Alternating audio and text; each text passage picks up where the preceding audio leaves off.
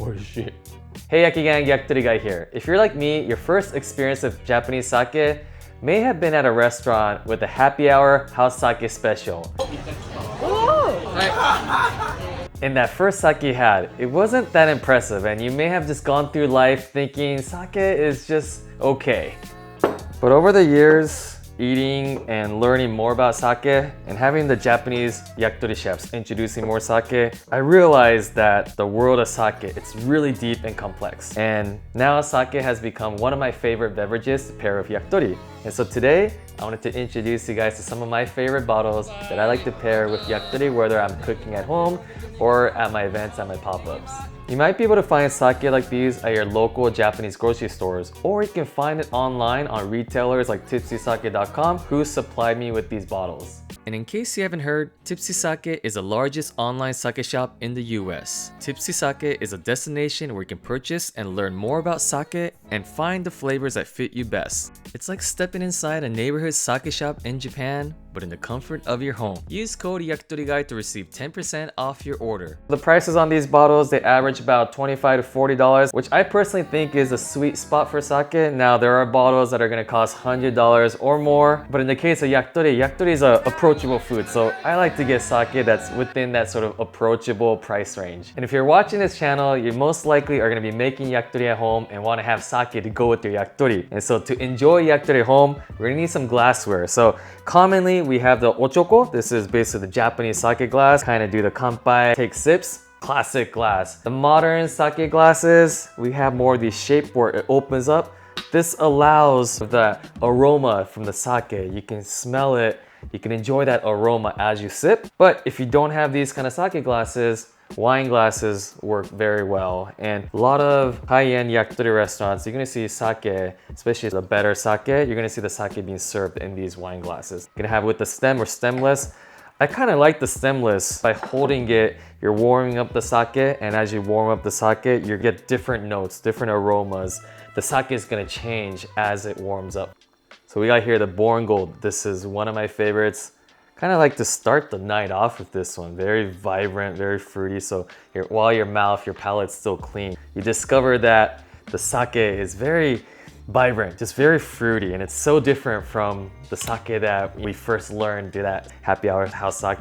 This is just gonna really taste juicy in your mouth. Another one right here, Ryujin, the Dragon God. So this is another vibrant one. It's only pasteurized once. It's similar to a namazake, meaning just like unpasteurized sake. Jozen Mizuno. This is from Niigata. So Niigata is really famous for rice making, for basically rice to eat. But any place that makes rice, they're gonna make good sake too, because that's the main ingredient here for sake. So these three are very vibrant sakes, very light, fruity. I like to start the night off with the kanpai cheers with something light like this, along with also my course that I start off with. Usually I start with something lighter, like the chicken tenders. Lighter in flavor, and we have the wasabi and the vibrant ume on top. Bright, fun. So sake like this, it's like springtime in your mouth. Refreshing is all I can say about some of these sake. So there's something like the tomato, which is also gonna be sweet, a little bit of acid. Once it's grilled, you get sort of that roastiness too. Nice balance. The Ryujin, the Dragon God. Oh, got that nice pop sound. So fun, just a lot happening. It really just makes you think like, how can sake taste like this? It's just literally rice, water, and koji. And so something fun like this, I'm gonna pair it with negima, the chicken thigh, the skin on that onion, the tare. A lot going on here, but that onion, let's give it that vibrant note. The fats, the juiciness coming out of the chicken thigh with the skin. Bright Tokyo negi, the Japanese green onions, one of my favorite skewers. This one's really good. With something like negima that has a lot going on, flavor, texture wise, you get something like this. Just fun, that's all I can say. It's just very fun sake.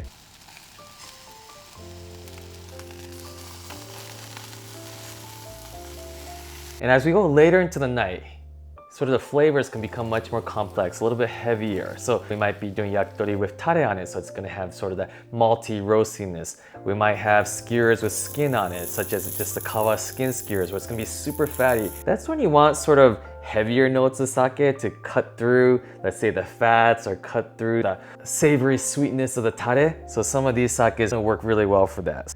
So right here we have tengumai. I'm gonna pair it with shiitake mushrooms. Earthy, right? And so sake like this would just feel like kind of like wood, forest, nature. And so this is Yamahai's traditional sake making. So compared to some of the earlier ones where we had that it's gonna be more vibrant, this one is gonna have earthy notes, mushroomy, nutty. And so it's gonna pair with like a shiitake skewer. Now, when you need something to clean out that palate, eating some skin skewers, very fatty, you want something that's gonna like be dry and crisp and clean out the palate. So suige, basically look for this whale. So what's nice about this one, it's got that dryness, not overly dry, but it's really perfect as we're going to the end of the night and you want something that's crisp, a little bit floral, but it's got that clean finish. This is the one to go. This introduces you to sort of the dryness of sake. We're gonna go to the drier of the bunch. This is the otokoyama. So this, I like to call it like oji-san sake, which is like old man, old uncle sake. Like my uncle would like to drink something like this. Really called karakuchi, like dry. Really has a nice clean finish. So I have here skin and neck, and we're gonna pair it with this otokoyama and suige.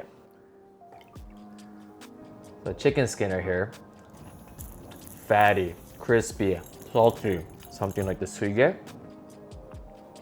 So suige is crisp, it's light, leaning towards the dry side. It's gonna clean out your palate, oils from the skin on top of your tongue. Sake like this, it like freshens out your mouth, so you don't get tired of the yakitori or the sake when you pair something like this together. Now, if you like the dry feeling of the suige, you wanna go with something even more dry. And that's otokoyama. It's from Hokkaido. That's where my family's from. So right here we have the neck skewer, a little bit of the tare. Neck is also fatty. Tare, there's really a lot of flavors, sort of sweet, savory. Clean, just cleans out your tongue.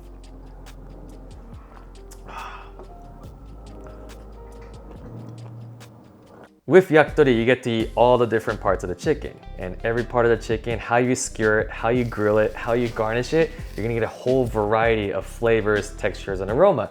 Same thing with sake. Even though it's simply just rice, water, and koji, so much complexity in the flavors. You know, we got fruity, vibrant, floral, very dry, very crisp, all sorts of notes.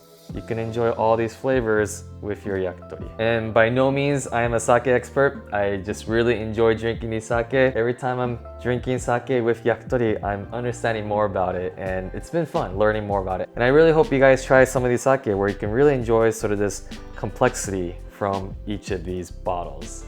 And if you have the opportunity, I encourage you to go to Japan and go to like the yakitori shops, the izakaya shops, where they're gonna have even a bigger choices of sake, and they're so affordable, and you can try different ones, see what you like, and enjoy. I always end the yakitori course with the tebasake chicken wings, and that's because, you know, what represents yakitori? Like, what represents chicken more than chicken wings? So got the chicken wings. Now, what sake to pair with this final dish? I think it's ultimately up to you. The beauty of yakitori, first of all, is I ended with wings, but you can have the wings earlier in the course if you like.